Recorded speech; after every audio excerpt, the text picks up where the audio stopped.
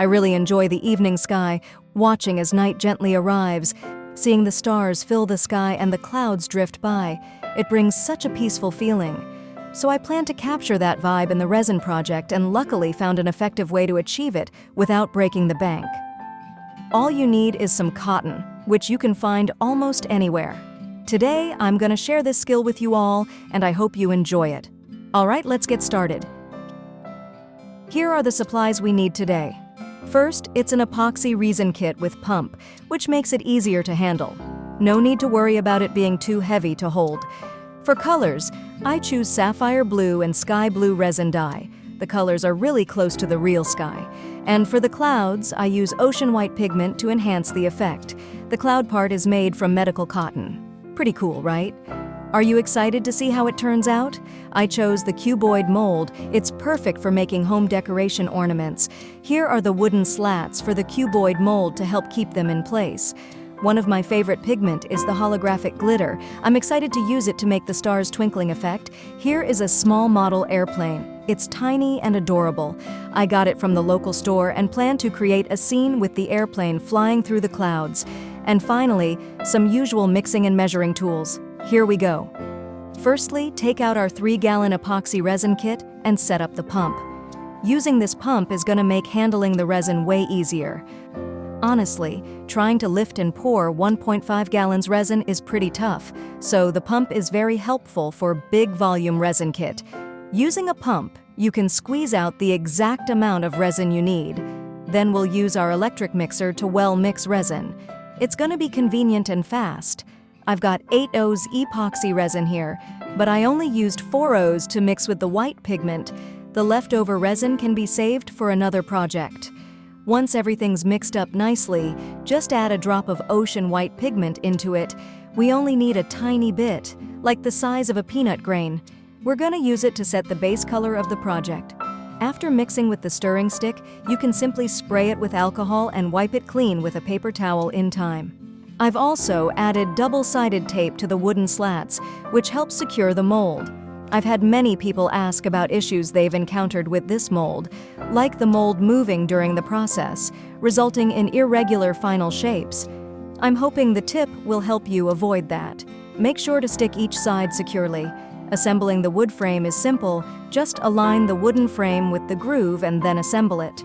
Then, place the mold into the wooden frame, adjust its position, and press the mold's edges onto the double-sided tape on the wooden frame. Use your fingers to firmly press and secure it in place. At this point, we can pour the resin that we mixed with white pigment before. After about 8 hours of curing, we can move on to the second layer. All right, it's been 8 hours, and now we're ready for the second layer of the effect. For this layer, I chose a clear solid color resin dye and added some sapphire blue and sky blue to it. I wanted to create a gradient effect in the sky, kind of like the gradual fall of darkness. I actually mixed a little more resin than I needed this time, almost 3 O's of each color. Add the colorant slowly and mix until it's nearly the desired shade. Glitter in diamond laser silver is very gorgeous and sparkles with a rainbow color-changing effect. It's incredibly bright and stunning. Use a wooden stick to take a small amount and mix it into the resin. I wanted to make it look like twinkling stars in the night sky. Pour the sapphire blue resin into one side of the mold, then pour the sky blue resin into the other side so they kinda mix together where they meet. See that burst of stars? That's from the glitter we added. Doesn't it kinda look like the night sky? Now, let's move on to the other part of the cloud effect. I used medical cotton, which you can get it easily. We need to fluff up the cotton and tear it into sections. This helps the cotton blend with the resin and shape it better. Squeeze out the ocean white pigment onto the cotton, then add a small amount of epoxy resin and mix it in. You can check if the resin is in the right proportion by looking at the texture of the cotton. If the cotton still looks grainy and can be molded into shape, then you've got the right amount of resin. Next, you can use tweezers to take out the cotton and shape it however you like. Once it's shaped, place the cloud onto the mold and let it cure. You can also place cotton balls along the sides of the mold. When they're cured, these clouds can be attached to the sides of the mold as decoration, giving it a floating effect. After shaping, wait for 12 hours for it to cure. Then we need to apply a second layer to seal it. Now you can see that the cloud has fully cured, but you'll also notice there are lots of tiny holes on the surface. If we pour resin directly, it'll cause a lot of bubbles.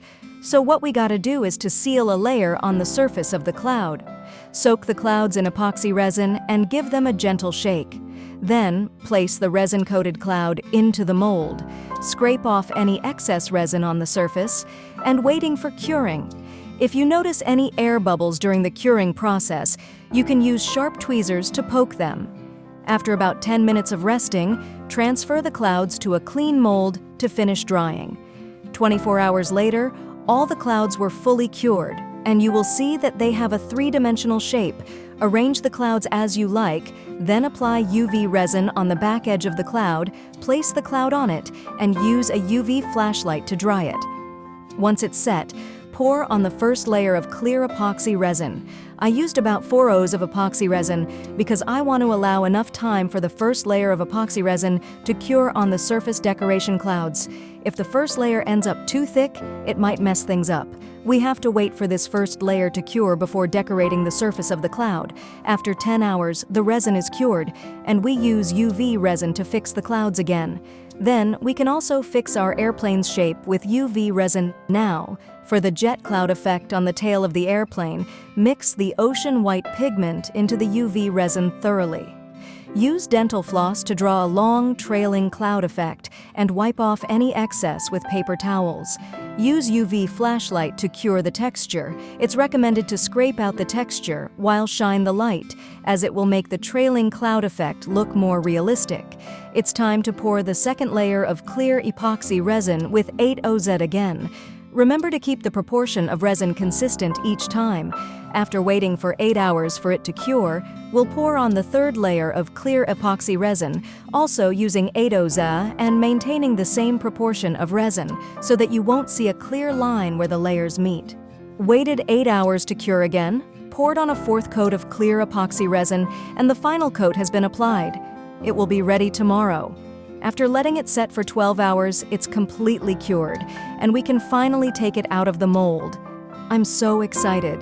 Start by removing the outer frame, then it should be easy to take out the resin block from the mold. Overall, I'm still pleased with how it turned out. It's very translucent, though there are some slight marks on the sides from the process, which can be hard to avoid. Did you see the shiny glitter inside? It gives the impression that the stars are glowing at you, doesn't it? I'm so happy to share this interesting crafting technique with you today. This shape is perfect for displaying in your home or giving as a gift to your friends or family.